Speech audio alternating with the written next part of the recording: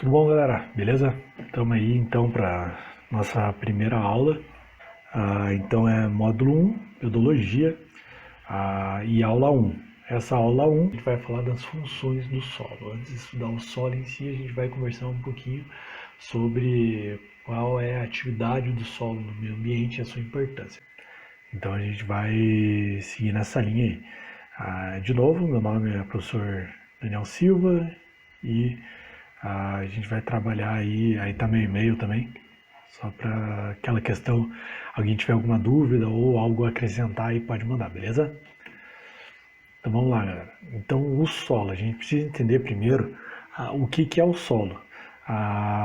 Eu vou falar bastante coisa aqui para os alunos ali do Colégio Agrícola, eles têm já o material escrito, né? Por ser uma aula de apoio, é uma aula mais resumida. Eu vou dar em alguns minutos o que eu dei em algumas aulas de 50 minutos para os alunos. Vai ser mais corrido, mas a gente vai. O que tiver aí de imagem que precisa ser mostrada vai aparecer no vídeo, beleza? Então, o solo é a coletividade de indivíduos naturais na superfície da Terra, eventualmente modificado ou mesmo construído pelo homem. E o mais importante, né? Ele pode conter a matéria orgânica viva e vai servir e ser capaz de sustentar a vida ao ar livre. Então, a gente tem aí no solo, pouca gente para pensar, né? Qual a função do solo, como o solo foi formado. E a gente tem aí que o solo ele é basicamente a base da vida ao ar livre. Sem o solo a gente não tem os principais ciclos. A gente vai entrar um pouquinho nos ciclos, ciclo da água, ciclo do carbono. A gente vai ver que todos os principais ciclos da Terra têm uma passagem pelo solo. Então o solo acaba sendo tem uma importância muito grande aí no ambiente. Eu sempre falo na primeira aula para os alunos aquela questão do meio ambiente, né? O meio ambiente, alguém que estuda, que diz que estuda o meio ambiente, realmente estuda o meio ambiente. Isso aí eu tive com o professor da faculdade, me explicou. Por que estuda o meio ambiente? Porque geralmente quem estuda um ambientalista, em grande parte, pelo menos, claro, não é totalitário isso, mas estuda o meio ambiente de cima, né?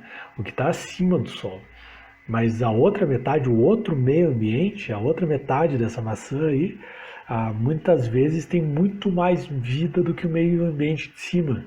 Então se preocupa-se demais com espécies de plantas, espécies de animais, mas a gente deixa muitas vezes perde um pouco o foco no que está acontecendo no solo, a microbiota do solo, quais as ações, qual a função de cada micro-organismo lá no solo, e acaba-se que tem se estudado muito pouco. Nas escolas, a gente vê aí, poxa, quem que estuda solos? Quem faz graduação ou um curso técnico, né? Um agrônomo, um zootecnista, alguém está fazendo técnico em agropecuária, técnico em meio ambiente, pode ser, beleza? Tem algumas noções de solo, mas para todo o resto da população, o cara não sabe nem nada, porque o solo tem diferentes cores, profundidade.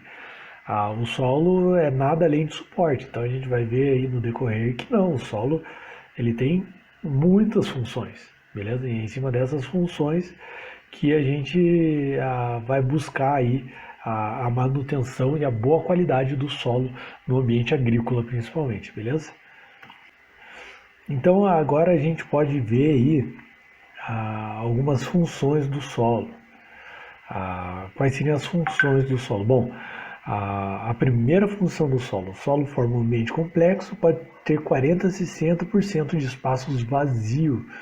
Então o solo, uma grande função do solo é como se ele fosse um armazenador de água, uma grande caixa d'água, beleza? A gente vai ver em alguns cálculos, quando a gente trabalha lá no módulo de irrigação, módulo 4, se eu não me engano, a gente calcula a quantidade de água no solo quando ele apresenta determinada umidade. a gente calcula isso para 10 centímetros, para 15 centímetros, a gente vê milhares de metros cúbicos armazenados no solo. Então o solo é de fato uma grande caixa d'água, e quando a gente começa a ver alguns problemas aí nas grandes cidades, problemas de inundação, a água não está escoando, a água não está infiltrando, por quê? Justamente porque não tem solo exposto, né? A gente precisa do solo para promover uma absorção dessa água. Se 100% da água que está caindo na chuva não tem capacidade de ser infiltrada, ela vai escorrer para algum lugar. E uma via de fácil acesso é as ruas. Então, o rio vai exceder em muito a sua capacidade de escoamento de água. Essa água não vai infiltrar, ela não infiltra, ela se acumula e ela acaba invadindo a cidade em si, né? Então não é culpa de grandes chuvas, a culpa é que a gente não tem solo dentro da cidade. Pouco solo, pouca capacidade de armazenamento de água no solo. É matemática, isso. A gente está tirando a capacidade do solo em absorver essa água. Uma coisa importante, galera, que a gente precisa ver aí, solos cultivados podem conter até 10% de matéria orgânica. O que é essa matéria orgânica? A gente vai falar muito de matéria orgânica, muito, porque possui uma importância muito grande, beleza? A matéria orgânica, ela tem uma alta capacidade de retenção de nutriente. Essa matéria orgânica, ela é basicamente formada por íons de carbono. Se a gente decompõe essa matéria orgânica, que é o que ocorre em grande parte das áreas agrícolas, esse carbono que formava a matéria orgânica está sendo liberado para o ar. Beleza? Quando a gente fala algo que está muito em moda aí, estoque de carbono no solo. O que é o estoque de carbono no solo? É justamente a gente aumentar essa capacidade de retenção da matéria orgânica no solo. Se a gente está aumentando a matéria orgânica no solo anteriormente degradado, a gente está captando aquele CO2 que estava na atmosfera, através da fotossíntese, da decomposição daquela planta, e está estocando esse carbono de volta no solo. Então isso aí é parte do sequestro de carbono, que o pessoal tem aí falado bastante. A gente vai ver que tem tudo a ver com essa matéria, beleza? Bom, e o solo, galera? O solo ele é poroso. Aí a gente entra numa questão aí de densidade do solo. Isso aí pode gerar uma certa confusão, beleza? Vou usar os mesmos exemplos que eu uso em sala, mas vocês podem ver aí na imagem. Bom, a gente tem dois solos, a gente tem um solo arenoso e a gente tem um solo argiloso, beleza? Areia e argila, a gente vai ver ainda o que é isso, beleza? Isso aí nada mais é que o tamanho desse mineral. Então, o tamanho é um mineral na fração argila, um mineral na fração areia. Bom, e a gente tem um solo arenoso. Consequentemente, ele é um solo com mais areia. O solo argiloso é um solo com mais argila. A argila é muito menor que as partículas de areia, beleza? Então, a gente dando uma olhada geral nesses dois solos aí, e alguém pergunta pra gente, bom, qual solo é mais poroso, beleza? Poxa, não tem como fazer, até fazer uma análise laboratorial dele, beleza? Mas no geral acaba se equilibrando, por mais que pareça que o solo argiloso tem menos poros, na verdade quando a gente pega essas partículas grandes de areia, essas partículas não têm poro nenhum. Então o que a gente está vendo é basicamente macroporo. São poros de drenagem, poros de tamanho maior onde a água vai ser drenada. E no solo argiloso, a gente vai formar o que a gente vai ver para frente, o agregado. Esse agregado do solo, ele vai formar também os macroporos, diferentes agregados. Então a gente vai ter macroporo, bioporo. Bioporo seria o caminhamento da raiz, onde uma raiz já não está mais, onde uma minhoquinha foi lá e fez um buraco, um coró, etc. Beleza? Então a gente tem bioporo, macroporo onde a água vai ser drenada, só que dentro do agregado ele funciona como uma esponja. A gente pinga uma gotícula de água nesse solo e ele absorve essa água.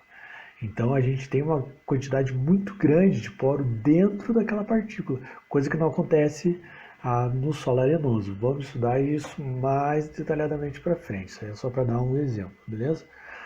Mas daí a gente entra em densidade do solo. O que é densidade do solo? Bom, a densidade é a massa por volume. Então, o que é mais pesado? 1 quilo de pena ou 1 quilo de chumbinho? 1 quilo de pena, 1 quilo de chumbinho é 1 quilo. O peso, a massa é a mesma. Mas qual vai ter o maior volume? Poxa, para 1 quilo de chumbinho, eu tenho pouco chumbo, beleza? Seria um pote pequeno. Agora, para mim fazer 1 quilo de pena, ia ter um baita saco de pena. Ia ser um caixote de pena, muito grande. Então, para ter o mesmo peso, eu necessito de uma área maior. Isso aí vai me conferir uma menor densidade aonde está aquele 1 quilo de pena. Por quê? Com a mesma massa, eu precisei de um volume maior. Esse volume maior, em função da massa, me confere uma menor densidade. E a densidade para o solo é muito importante justamente naquela questão que eu falei ali atrás, da capacidade de absorção de água, da capacidade de trocas gasosas do solo. Então, é nisso aí que a gente vai estar. Bom, o solo também tem capacidade de fixar elementos por meio das argilas e matéria orgânica. Então, eu sempre pergunto em sala o tempo todo, quem retém cargas no solo? Quem retém os nutrientes no solo? São basicamente dois agentes, as argilas e a matéria orgânica, beleza? Se não fosse assim, aquele adubo que eu colocaria para a planta, ele não ficaria disponível lá durante o ciclo da planta, ele se perderia. Eu iria aplicar, eu ia ter que colocar um pouquinho de adubo todos os dias, porque ele não ia ficar na minha solução do solo, ele não ia ficar no solo. Ele ia embora por lixiviação, se a água ia embora, ele ia embora também. Mas não, o nutriente ele vai ficar retido ali nas partículas do solo e é onde minha planta vai estar indo buscar esse nutriente ao longo ao longo da vida dessa planta. Cara, o solo ele é um ambiente vivo. Então, poxa, muita gente olha o solo como se fosse areia, como se fosse um pacote de cimento. Mas não, o solo, a gente pega lá, já pode conter 260 milhões de organismos vivos, 260 milhões de organismos vivos, numa porção de solo do tamanho de uma colher de chá, beleza? Então a quantidade de micro-organismos é gigantesca. Isso aí, claro, a gente está falando dos primeiros centímetros do solo, onde a gente tem justamente aquela matéria orgânica, a gente tem uma vida, o solo respira de fato. Ele capta oxigênio e ele libera CO2. Assim como pode estar ocorrendo o processo contrário, mas só ele é vivo. Ele é como se fosse um organismo de fato. Aí, ó, a gente pode utilizar essa imagem agora como um parâmetro, né? A gente tem duas imagens, um solo que seria morto e um solo vivo.